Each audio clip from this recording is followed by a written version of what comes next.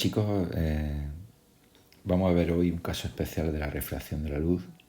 En este caso es un prisma óptico. En el prisma óptico pues, es un medio transparente en el cual la luz se va a ir propagando, se va a refractar, pero al prisma óptico tenemos la característica de que sus superficies planas, por las cuales, es un medio transparente, por las cuales el haz de luz se propaga, se refracta, pero esas superficies planas no son paralelas. Bueno, vamos a ver un poco los ángulos, las proyecciones de la marcha geométrica del haz de luz a través del prisma y vamos a interpretar un poco todos estos rayos que tengo aquí ya dibujados previamente. Bueno, vamos a considerar que el prisma tiene un ángulo. El prisma tiene un ángulo que vamos a llamar phi de inicio. Las dos láminas planas y no paralelas, pues como veis, esta será la primera lámina que se va a encontrar el haz de luz, por un lado, y esta es la segunda lámina o superficie no paralela que se va a encontrar. Vale, consideramos que el prisma está en el aire, por lo tanto tendremos un índice de refracción en S1 que será menor que el índice de refracción del vidrio. Podríamos tener el caso que el índice de refracción en el aire, por supuesto, sería 1 y del vidrio, por ejemplo, 1,45. Por lo tanto, en la primera lámina pasaríamos de menor a mayor y en la segunda de mayor a menor. ¿Qué origina esto? Pues origina que el haz de luz incide en la primera capa con un ángulo que voy a llamar I1 de incidencia. Se va a refractar acercándose a la normal, un ángulo que voy a llamar R1 de refracción. Vale, como pasa de un índice menor a uno mayor, lo que hace el haz de luz es acercarse, se acerca a la normal. Es decir, la proyección natural sería esta, vendría por aquí, pero el haz de luz se acerca a la normal. Sigue propagándose hacia la segunda lámina y aquí, al pasar de un índice de refracción mayor a uno menor, en este caso lo que hace el haz de luz incide con este ángulo que voy a llamar I2 y se refracta con este ángulo que voy a llamar el haz de luz, en este caso de mayor a menor, lo que hace es se separa de la normal. ¿De acuerdo? Vale, ¿qué otra información podemos sacar de todo esto? Pues bueno, si prolongamos el primer rayo, la marcha del rayo incidente vendría por aquí, y entonces aquí tendríamos un ángulo que solemos llamar delta. Es un parámetro geométrico muy habitual en este tipo de ejercicios, que también lo podemos tenerlo como si realizo la proyección hacia atrás de este rayo emergente refractado, ese mismo ángulo lo puedo encontrar en la intersección entre estas dos proyecciones. ¿De acuerdo? Aquí tendríamos también el mismo ángulo delta. Bueno, pues vamos a realizar otro tipo de estudio geométrico, es considerando, por ejemplo, este triángulo que voy a llamar A, B y C. Por geometría, la intersección entre las proyecciones de estas líneas que definen la normal al plano dan lugar a que entre estas dos proyecciones tenga también el ángulo phi, que es el mismo que teníamos en el prisma. Una vez que tengo interpretado la marcha geométrica del haz de luz en el prisma óptico, de forma teórica podría determinar cuál es el ángulo de desviación. Para determinarlo de forma teórica voy a utilizar dos triángulos concretamente. El que ya he definido como A, B y C, estaríamos hablando de este triángulo, ¿de acuerdo?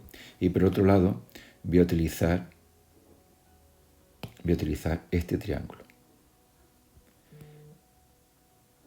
¿de acuerdo? Lo que voy a hacer es trasladarlo, hacer un zoom. En un primer momento voy a coger este triángulo y me lo voy a llevar aquí, y aquí lo vamos a estudiar. Como he dicho, voy a tener en cuenta ahora este triángulo que he ampliado para verlo mejor, el triángulo ABC. Vale, este triángulo me va a servir para relacionar los ángulos refractados e incidentes con el ángulo del prisma, que lo necesito para determinar este ángulo de desviación, que es este de aquí. ¿Vale? ¿Y cómo lo interpreto? Pues bueno, yo tengo este triángulo, tengo por aquí el ángulo refractado R1, tengo por aquí el ángulo incidente de la segunda lámina, que voy a llamar I2, y tengo este ángulo de aquí, que voy a llamar alfa, y los tres, como sabéis, tienen que sumar 180 grados. ¿Esto qué implica? Pues yo, este ángulo alfa de aquí, puedo interpretar que es, si tengo en cuenta este ángulo, que es 180, si tengo en cuenta que este ángulo es 180, puedo decir que 180, lo pongo aquí mejor, puedo decir que 180 grados es igual a el ángulo alfa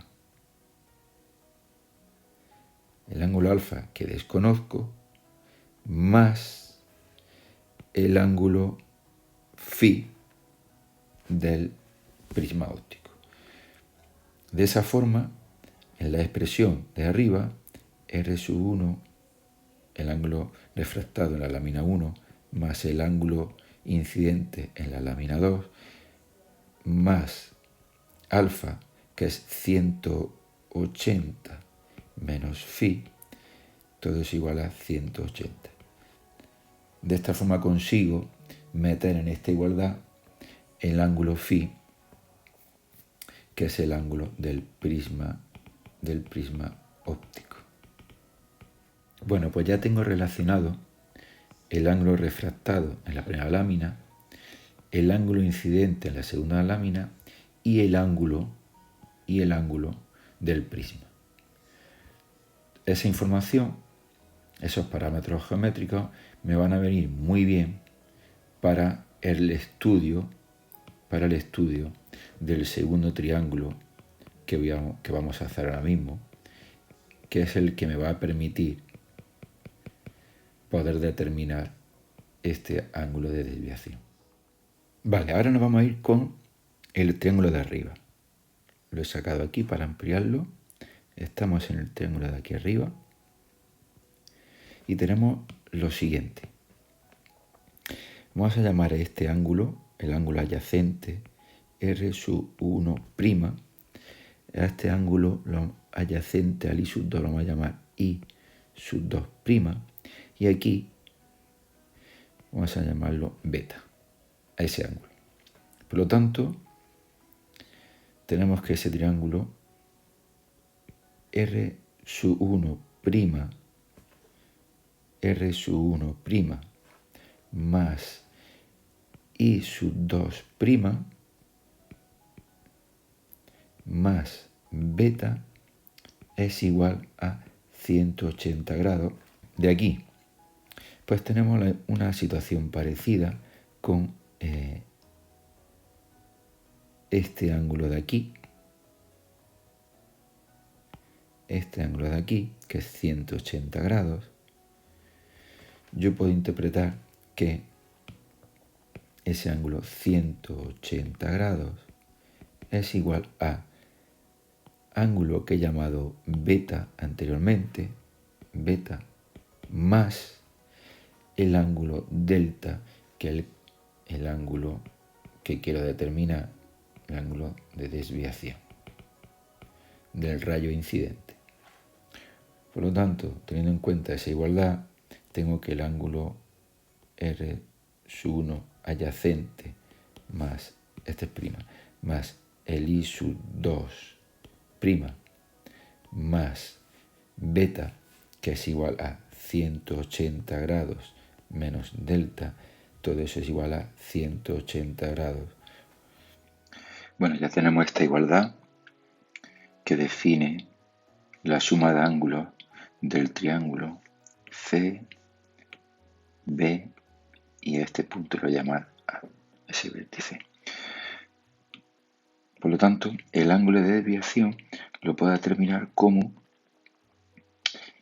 el ángulo refractado adyacente R sub 1, el ángulo adyacente I sub 2, como suma de esos dos ángulos. Vale. Ahora estaría bien que pudiese relacionar esos dos ángulos adyacentes con el ángulo incidente que forma el haz de luz en la primera cara y con el ángulo refractado que forma el haz de luz cuando sale de la segunda cara. ¿Cómo lo hacemos eso? Pues para poder relacionar los ángulos adyacentes con los ángulos, voy a primero hacer un estudio en la primera cara. En la primera cara veo que teníamos que el haz de luz incidía respecto a la normal y como pasa de un medio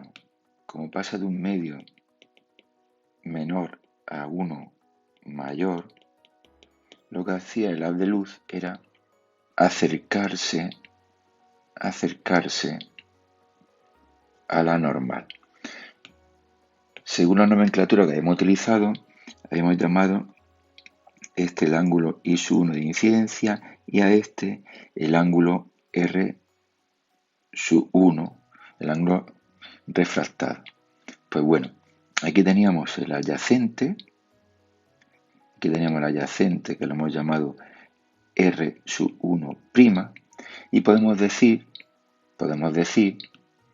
que este ángulo I sub 1 es igual que este ángulo de aquí. Es igual que ese ángulo de aquí. Por lo tanto, la igualdad I sub 1, el ángulo I sub 1 es igual a R sub 1, el refractado, más R sub 1, que es el adyacente. De aquí tenemos que el adyacente es igual al incidente 1 menos el refractado 1. Perfecto. Ahora vamos a hacer exactamente lo mismo con la segunda cara. Tenemos por aquí la superficie de la segunda cara. Vale, dibujamos para que nos sirva de referencia la normal a esa cara. El haz de luz vendría por aquí. Incide en ese punto. Seguiría si no hubiese refracción, pero como pasa de un medio mayor, de índice de refracción mayor, n sub 2, a un medio de índice de refracción menor, lo que hace el haz de luz es alejarse, se aleja de la normal. A este ángulo lo hemos llamado I sub 2 incidencia y a este lo hemos llamado R sub 2 ángulo refractado. Vale, si hacíamos la prolongación del ángulo del rayo refractado, teníamos por aquí que nos formaba el triángulo que hemos estudiado anteriormente, ¿vale? Este triángulo de arriba, el que hemos estudiado, el triángulo A, B, y aquí teníamos el otro vértice C, ¿vale? Y entonces aquí tenemos una igualdad parecida a la anterior, es decir, tenemos que este lo hemos llamado el ángulo adyacente I sub 2 y perfecto. Entonces este de aquí es el ángulo refractado respecto a la normal. Tenemos que el ángulo R sub 2, el ángulo refractado, es igual al I sub 2 incidente más el I sub 2 prima, que es el adyacente. De tal forma que el I sub 2 prima adyacente es igual al refractado 2 menos el incidente 2. Por lo tanto, ya tenemos estas dos igualdades que nos va a venir muy bien. Nos va a venir muy bien porque tenemos por un lado, para calcular el ángulo de desviación, tenemos el refractado 1 adyacente y tenemos el I sub 2 prima. De tal forma que podemos obtener que el ángulo de desviación es igual a, paréntesis, I sub 1 menos R sub 1 más, por un lado, más R sub 2 menos I sub 2. Vale, una vez que tengo esta igualdad, donde tengo definido cuánto vale el ángulo de desviación, estaría bien que pudiese relacionar esta igualdad que he obtenido aquí con el ángulo del prisma que he llamado φ. Para poder relacionarlo podemos coger esta expresión de aquí, donde relaciono ángulos y ángulo del prisma. Para eso voy a despejar el valor del ángulo incidente I sub 2 de la segunda cara. Para eso, despejando I sub 2 ángulo incidente de la segunda cara es igual a el ángulo del prisma menos el ángulo refractado de la primera cara. Una vez que tengo esta expresión, me voy a ir a la general para obtener el ángulo de desviación porque quiero obtener una expresión general final. Y lo único que tendría que hacer es sustituir el dato que he obtenido de I sub 2. Por lo tanto, el ángulo de desviación delta es igual a I sub 1 menos R sub 1 más R sub 2 menos I sub 2. Y ahora sustituyo el valor de I sub 2 que hemos dicho que es el ángulo del prisma menos R sub 1. El ángulo del prisma menos R sub 1. Y ahora agrupo. Veo que este signo negativo va a hacer cambiar el paréntesis, por lo tanto R sub 1 y R sub 1 se van a ir. Vamos a verlo.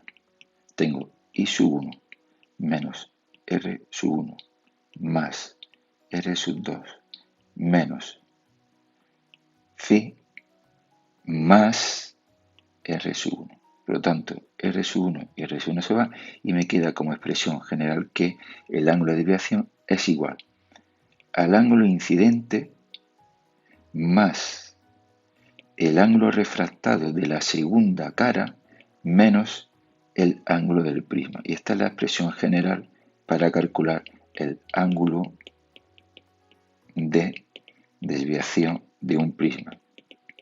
Lo que implica que, teniendo el ángulo incidente en la primera capa, el ángulo refractado en la segunda y el ángulo del prisma, puedo determinar el ángulo de desviación.